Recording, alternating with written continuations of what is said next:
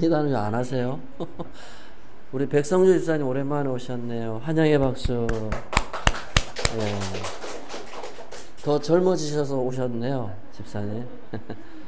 예, 확실히 저 윗지방 거기가 물이 좋은가 봐요. 감사합니다. 따라하겠습니다. 신앙의 홀로서기. 예, 여러분 이제 또 자녀들이 여러분 한가위를 맞아서 또 여러분 찾아뵐 거고 또 가족 안에서 그렇게 또 좋은 시간들을 가졌으면 좋겠습니다. 제가 한 번씩 대신방이나 또 장례식 때도 뭐 저희 교회는 장례식이 많이 없지만은 여러분들은 여러분의 자녀에게 정말로 내가 무엇을 과연 무엇을 물려줄 것인가를 여러분들이 잘 기억하셔야 됩니다. 내가 이제 내 생애 동안 내 자녀들에게 뭐 1년에 한두 번 만나는 내 자녀들에게 과연 무엇을 물려줄 것인가, 그것은 다름 아닌 신앙입니다. 하나님입니다. 내가 정말로 저 하나님의 나라 간 이후에 내 자녀들이 내가 믿는 이 하나님을 잘 섬기고 예수 안에서 이들이 믿음이 흔들리지 않는, 그것이 여러분들이 이 땅에서 자녀들에게 물려줄 가장 큰 유산이라는 사실을 꼭 기억을 해 가셔야 됩니다. 어릴 때는 여러분들이 육신적으로 아이들을 먹이고 입히고 그렇게 잘 키워냈습니다. 근데 거기에 한 가지 더 플러스, 뭐를 우리가 이 아이들이 자기 스스로 신앙생활을 할 수 있도록 노력을 하셔야 되냐면 신앙이죠. 하나님을 자기 스스로 믿고, 결국은 부모를 떠나서 세상적으로도 보면 결혼을 할 때 이제 어른이 되고 독립을 한다고 이야기를 합니다. 신앙도 마찬가지입니다. 신앙도 결국 부모에게서부터 떠나서 독립적으로 자기의 신앙을 이어받아서 부모를 정말로 신앙 안에서 공경하고 또 자기에게 주어진 인생을 최선을 다해서 믿음 안에 살아가는 것이 신앙의 홀로서기다. 그래서 결국은 여러분들의 자녀도 신앙의 홀로서기를 서야 되는 것이고, 우리 여기 계신 우리 희곡교회 성도님들도 결국 홀로 서 가야 됩니다. 인생은 하나님이 주신 가족과 열심히 살아가다가 결국 또 하나님 부르시면 그 가족을 떠나게 되었습니다. 모든 것이 이 세상에 당연한 것은 없어요. 하나님이 주신 것이 가정이고 자녀이고 부모이고 또 교회입니다. 교회도 마찬가지죠. 교회도 나에게 주어진 시간이 있을 때 교회를 잘 섬기시고 성도들을 사랑하시고 또 주일날 예배 잘 드리시고 하나님 앞에서 그렇게 살아가시다가 하나님 부르시면 가는 것이, 그게 인생이에요. 그게 신앙입니다. 여러분, 하나님은요, 내가 이 가정과 내가 교회와 내가 어떤 삶을 살아왔는가가 중요한 것이 아니고 여러분 한 사람 한 사람에게 주목을 하고 있습니다. 그러니 각자의 삶의 고민이 다 다르고 각자의 기도 제목이 다 다르고 각자가 걸어온 인생이 다 다른 거예요. 내가 부모로 살아왔다 할지라도 여기 계신 부모님의 삶이 다 다른 겁니다. 자녀로 살아와도 자녀의 삶이 다 다른 거예요. 인생이 70, 80%면 여기에 계신 분 중에 소설책 2권 쓰라 하면은 안 쓸 분 계세요? 다 쓸 수 있는 거예요. 인생이 아무도 모르는 나만의 고난이 있었고 아픔이 있었다는 거예요. 근데 그런 고통과 아픔 속에서 여러분들이 하나님을 믿어 오셨고 주님 안에서 지금까지 섬겨 오셨다는 거예요. 그거를 여러분들이 하나님 앞에서 하나님의 위로를 받으시고 하나님의 격려를 받아요. 주변 사람은 아무도 알 수 없습니다. 여러분, 내가 어떻게 살아왔느냐 그거 아무도 몰라요. 알아준다 한들 깊이 알 수가 없는 겁니다. 결국 우리는 신앙으로 살아가셔야 되고 신앙으로 이겨오셔야 됩니다. 근데 그 신앙이라는 것은 결국 복음이죠. 예수님과 동행하는 겁니다. 여기에 계신 분들 중에 예수님 안 만나신 분 계세요? 예수님을 다 만나셨어요. 예수님을 다 믿고 있습니다. 왜? 예수님을 만났기 때문에. 그런데 우리가 부부끼리도 그렇고 가족끼리도 그렇고 성도끼리도 그래요. 10년, 20년 같이 살다 보면 그냥 그 사람이 그 사람인 것 같고, 가족도 그 가족이 그 가족인 것 같고, 신앙도 마찬가지더라고요, 여러분. 예수님도 마찬가지예요. 예수님도 오래 믿다 보면 그냥 예수가 그냥 예수인 것 같고, 그냥 그래 예수 믿는 것이지. 이렇게 신앙생활이 될 수가 있는 겁니다. 여러분, 사람끼리는 우리가 관계가 긴장감이 떨어질 수가 있어요. 사람이기 때문에. 가족이든 이웃이든 뭐 여러분이 살아가는 삶에 만나는 사람이든 사람끼리는 만남에 그 감정들이 식어져 갈 수가 있지만 예수님과의 관계는 여러분들이 식어져 가시면 절대 안 됩니다. 왜냐하니까 이 요한의 편지를 받았던 성도들도 예수를 처음에 믿었는데 처음 믿었던 그 예수 안에서 이들이 신앙생활을 잘해야 되는데 여기 24절에 보세요. 너희는 처음부터 들은 것을 너희 안에 거하게 하라. 처음부터 들은 게 뭐냐 하니까 예수님이 이 땅에 오신 예수님, 나를 위해서 살찌고 피 흘리신 그 예수님, 그 예수님이 십자가에 고난받으신 그 예수님, 그 예수님 안에 거해야 된다는 거예요. 그런데 요한의 편지를 받았던 성도들도 어느 순간 예수를 믿다 보니까 예수가 나를 떠난 게 아니고 우리가 예수를 저 멀리서 예수를 바라보고만 있는 거예요. 그냥 예수님은 예수님이고 내 어려운 삶은 어려운 삶인 거예요.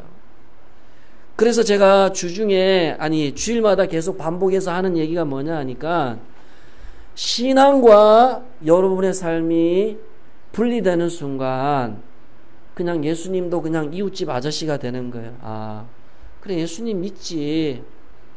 내가 지금 현재 고통하고 고민하는 것과 예수님 믿는 것과 뭔 상관이 있는 거야? 아무 상관이 없는 거야. 예수님 안에서 내가 살아가는 삶이 이해가 돼야 되고 내가 살아가는 삶의 현장과 상황들이 해석이 돼야 되는데 예수를 믿다 보면 이 요한의 편지를 받았던 성도들도 처음 들었던 그 예수 안에서 우리가 신앙생활이 벗어날 수가 있는 거예요.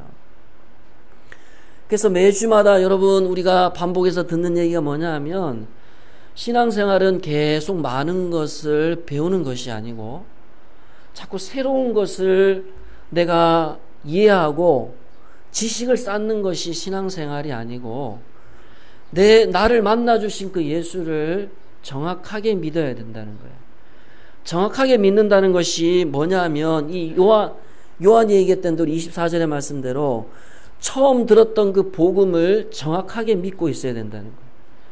여러분이 10년 전에 20년 전에 만났던 그 예수를 정확하게 믿고 있고 알고 있는 사람은 어떤 삶이 나타나느냐? 자기의 삶과 예수를 믿는 삶이 반드시 연결이 되어 있는 거예요. 내 고통을 아시는 예수님, 내 아픔을 아시는 예수님. 예수를 믿다 보면 현실의 삶이 너무 힘들어지고 현실이라는 것이 너무 크게 와닿다 보면 예수에 대한 믿음과 내 현실과 분리시킬 수가 있단 말이에요. 그래서 어차피 주일날에는 교회에 와야 돼. 예배는 드려야 돼. 근데 다시금 집으로 돌아가면 내 안에 외로움이 몰려와요. 두려움이 몰려와요. 요한이 앞에 요한일서 1장 2장에서 뭐라 했습니까? 하나님은 빛이라 그랬잖아요. 빛은 뭐라고요? 소망이에요. 기쁨이고 만족이란 말이에요. 그리스도인들이 예수를 오래 믿지만 진짜 우리가 예수 안에 행복이 있고 만족이 있는가? 즐거움이 있는가? 여러분들이 진짜 저 천국 소망, 나를 저 천국까지 데리고 가실 그 예수를 여러분들이 믿고 만족하고 계시냐는 거예요. 여전히 우리는 돈이 만족이 될 수도 있고 가족이 만족이 돼야 되고 자녀가 만족이 될 수가 있는 거예요. 그러나 우리가 수십 년을 우리가 예수를 믿지만 그러한 것들은 언젠가는 나에게 만족을 주지만 어느 순간 다 떠나게 되는 거예요. 정말로 나를 저 영원한 천국까지 눈물이 없고 고통이 없고 정말로 내 외로움까지도 함께 하셨던 그 예수가 계신 그 주님이 계신 곳까지 처음 여러분이 만났던 그 예수는 어디 계십니까? 저 하나님 보좌우편에 계시잖아요. 여러분을 만나주신 그 예수님은 우리가 지금 육안의 눈으로 볼 수 없는 거예요. 여러분들도 그렇더라고요. 사랑하는 부모님을 떠나보내면 그 아픔이 얼마나 마음에 많이 와닿는지 몰라요. 상담학자들이요, 인간이 겪는 고통 중에 가장 큰 고통이 뭐냐 하니까 사랑하는 남편, 아내를 잃어버렸을 때라 그러더라고요. 그 고통과 아픔이 우리에게 있단 말이죠. 그런데 여러분, 예수를 우리가 분명하게 믿게 되면 그 고통조차도 예수 안에서 이겨가는 힘을 주시게 되고, 언젠가는 만나게 될 그 예수, 내가 이 땅에서 눈물을 흘리고 고통당할 때 만나주셨던 그 예수를 언젠가는 만난다는 그 믿음이 있게 되면 어떻습니까? 기대가 생기는 거예요. 소망이 생기는 겁니다. 아, 주님 계신 저 천국을 우리가 향해 나아갈 수 있게 된다는 거예요. 그런 믿음이 있는 사람은 이 현실에서 현실이 주는 염려와 고통의 좌우로 나가 떨어지지 않는다는 거예요. 그것 때문에 무너지지 않는다는 거예요. 처음 여러분이 만났던 그 예수 그리스도, 첫사랑이라 그러잖아요. 계시록에 보면 에베소 교회를 향해 너희들은 첫사랑을 잃어버렸다. 첫사랑. 처음 들었던 예수를 여러분 한번 떠올려 보세요. 처음 만났던 예수를 한번 여러분 기억해 보시란 말입니다. 그 예수가 얼마나 좋았습니까? 그 예수 없이는 내가 단 하루도 살 수 없을 그런 기쁨이 우리 안에 있었단 말이죠. 요한의 편지를 받았던 성도들도 이 처음 들었던 그 예수를 회복하라는 거예요. 그 예수를 만나면 삶이 기쁨이 와요. 삶이 즐겁습니다. 외롭지 않습니다, 여러분. 진짜 여러분의 삶에 만족이 있고 감사가 있고 신앙과 여러분의 현실이 정말로 주님 안에서 균형을 이루게 되는 겁니다. 아무리 여러분들이 예배당 와서 뜨겁게 기도하면 뭐합니까? 속으로는 하나님 응답도 안 하는데, 그런 마음이 있으면 얼마나 신앙과 현실 사이에서 괴리감이 생기냔 말이에요. 여러분이 가정에서 약을 먹어도 약이 듣지 않아요. 병원을 가도 신통치 않아요. 순간 건강의 위험, 건강의 두려움이 찾아올 때 여전히 나와 함께 하시는 그 예수, 그 예수를 붙들고 여러분들이 신앙 안에서 믿음으로 이겨가셔야 됩니다. 여러분, 성경은, 목사인 저도 그렇더라고요. 성경은 여러분의 삶에 답을 줄 수는 없어요. 이렇게 하면 잘 될 것이다 라는 얘기를 하고 있지 않습니다. 예수를 믿고 이겨가라는 거예요. 예수님을 의지하고 살아가라는 것이지, 예수 믿으면 여러분의 문제가 해결된다는 말을 성경 어디에도 하고 있지 않습니다. 요한도 이 소아시아의 이 성도들에게 뭐라고 얘기합니까? 처음 만났던 그 예수를 다시금 기억해라. 처음 믿었던 그 예수, 나에게 오셨던 그 예수, 내가 죄인임을 깨닫게 하셨던 그 예수, 그 예수가 나의 구주라는 사실을 알게 하셨던 그 예수, 십자가에 달려 돌아가신 저 죄가 나의 죄 때문이라고 알게 하셨던 그 예수, 그 예수를 여러분들이 꼭 기억하고 살아가셔야 된다는 거예요. 이 예수를, 이 처음 만났던 복음을 알게 되면 여러분의 삶이 어떻게 되느냐? 영원한 생명이 된다. 우리 25절을 다 같이 읽어보겠습니다. 25절입니다. 시작. 그가 우리에게 약속하신 것은 이것이니 곧 영원한 생명이니라. 아멘. 여러분, 영지주의자들처럼 예수를 어떤 고차원적인 예수로만 믿고 머리로만 믿고 현실에서는 도덕적으로 부패하고 세상 사람들처럼 욕심부리고 탐욕을 부리고 자기 마음대로 사는 삶이 아니라는 거예요.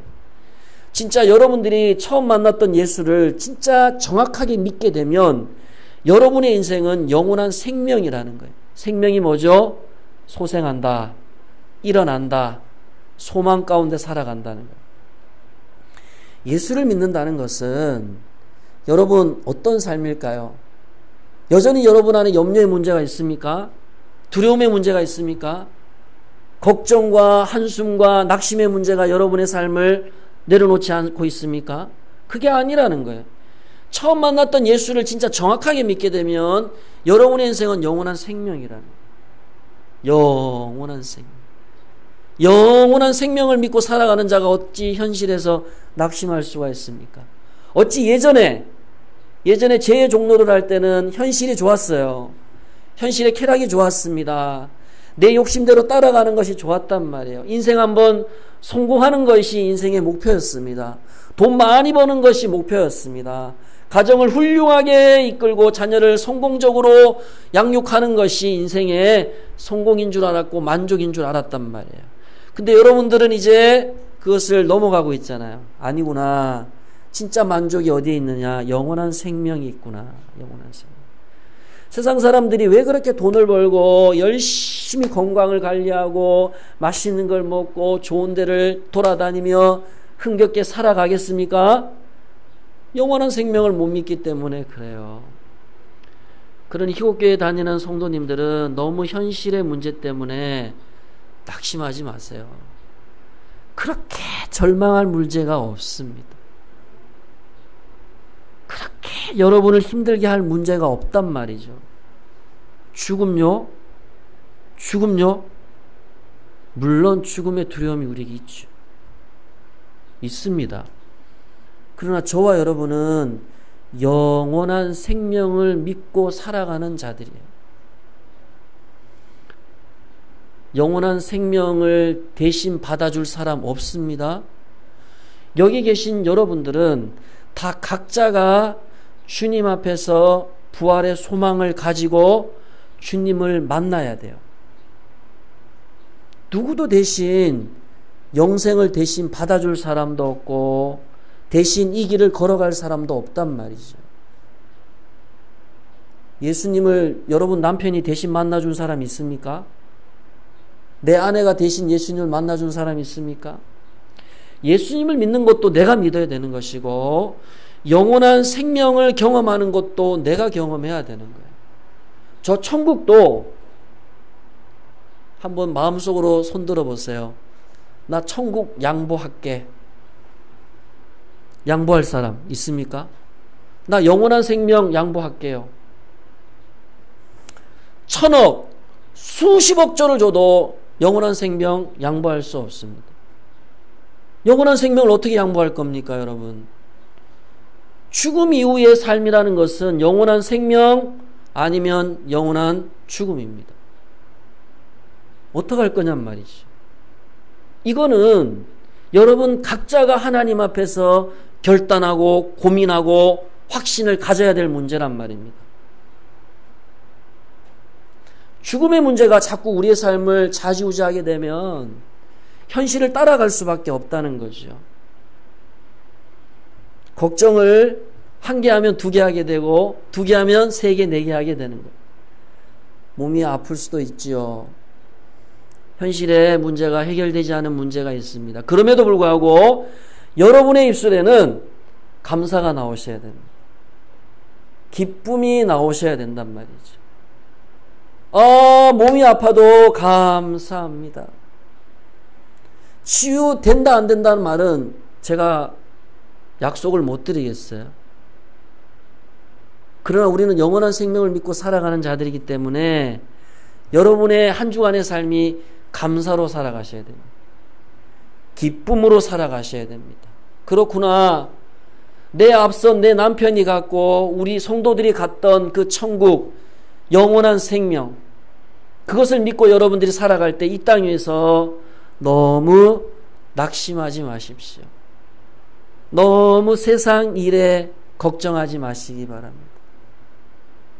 저 눈물이 없고 고통이 없고 아픔이 없고 행복과 즐거움이 있는 그 내 아버지, 여기 요한이 그러잖아요. 아버지와 아들이 있는 그 천국, 그 천국을 사모하시면서 이겨가시는 우리 희곡교회 성도님들 되시기를 축복합니다. 홀로 가시는 거예요. 그러나 그 홀로라는 것이 외롭지는 않아요. 주님이 저와 여러분과 함께 하시고 믿음을 주시고 확신을 주시기 때문에 그렇습니다. 그러면서 요한은 이 성도들에게 진짜 복음을 믿게 되고 깨닫게 되고 영원한 생명을 가지고 살아가는 자들에게는 성령께서 도와주신다는 것을 말씀하고 있습니다. 성령께서. 우리 27절 다 같이 한번 읽어보겠습니다. 시작. 너희는 주께 받은 바 기름 부음이 너희 안에 거하나니 아무도 너희를 가르칠 필요가 없고 오직 그의 기름 부음이 모든 것을 너희에게 가르치며 또 참되고 거짓이 없으니 너희를 가르치신 그대로 주 안에 거하라. 아멘. 기름 부음은 성령님을 말합니다.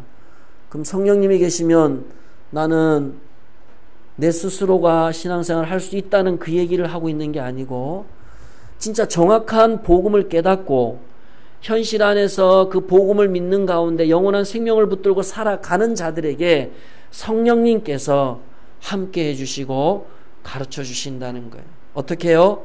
괜찮다. 네가 믿고 있는 그 예수가 분명한 진리다. 너가 지금까지 믿어왔던 그 예수가 너와 함께하고 있다는 것을 성령님이 매 순간 깨닫게 해주시고 가르쳐 주신다는 거예요. 여러분, 아무리 믿음이 좋은 목사님이 기도를 해준다 할지라도 내가 믿음이 없으면 역사가 일어나지 않습니다. 다른 종교는 그렇더라고요. 어디 아주 영험 있는 도사한테 찾아가고 기도를 받더라고요. 기도는 내가 해야 되는 거지. 내가 믿음으로 하나님 앞에 기도하는 것이고 내가 천국 가는 거예요. 성령님은 목사인 저 안에 있는 게 아니고 여러분 각자 안에 계시단 말이죠. 그 성령님께서 여러분에게 확신을 주신단 말이에요. 그리고 때로는 여러분들이 복음 안에서 벗어나게 되면 요한이 의도하고 있는 게 뭐죠? 그쪽으로 가면 안 된다. 책망의 마음도 주신단 말이에요. 그러니 진짜 예수를 믿게 되고 우리 안에 성령님이 계시게 되면 저와 여러분의 성품이 우리의 신앙이 성숙해질 수밖에 없어요. 예수님의 성품이 나올 수밖에 없습니다. 온유하고 겸손한 신앙이 됩니다. 정말로 본이 되는 신앙생활을 하게 되는 겁니다. 살아나게 돼요. 생명력 있는 신앙을 하게 된다는 것. 한 주간도 여러분 참 무더위입니다. 밖에서 일을 하실 때 내 안에 계신 성령님을 확신하십시오. 그리고 여러분이 지금까지 믿어왔던 그 예수님을 분명하게 믿고 확신해 가시기 바랍니다. 그리고 여러분의 삶에서 나타나는 신앙의 모습은 어떤 삶이라고요? 영원한 생명이라는 것. 생명입니다. 죽음이 아니에요. 절망이 아닙니다. 낙심이 아니라고요. 비판과 악독과 고집과 혈기가 아니란 말입니다. 온유와 겸손과 희락과 오래 참음과 충성이 우리 안에서부터 일어나게 되는 겁니다. 부단히도 여러분에게 주어진 인생 고단함이 있을 수 있죠.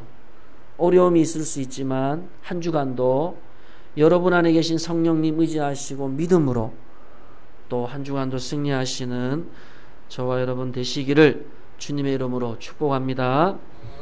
하나님 아버지, 우리